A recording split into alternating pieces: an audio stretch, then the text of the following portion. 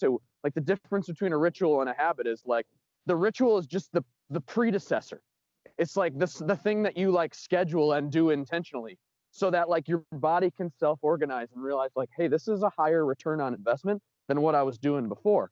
Especially if you're engaged in like the toiling phase and you're like, okay, so I have this morning routine, but like I give myself permission to adjust and toil this to meet my needs today, to meet the people around me's needs today. And then over time, like you start to realize like, oh, this is just something I do. What else? Like now I'm freed up to create another ritual and another and toil with that. Meanwhile, meanwhile, through awareness and your continued practice of centering, like fractally, you have access to return to habits you believed were ingrained. 10 years from now, can you change that habit? Likely you can, because now you've practiced it. The habit's no longer serving you and you didn't know that.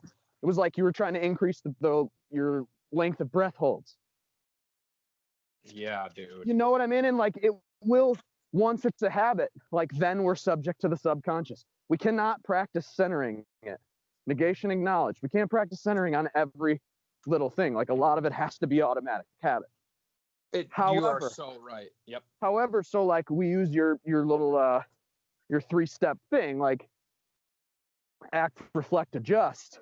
Like that's down to like the specific minor ritual that we're trying to create. Hey, I take 3 deep breaths when I get in my car, whatever. Yes. But then like also you have to zoom out and like act, reflect, adjust a decade. Yes. Yes, totally. Does that make sense? So like you're perpetually in a state of toiling. Like that is what we're doing.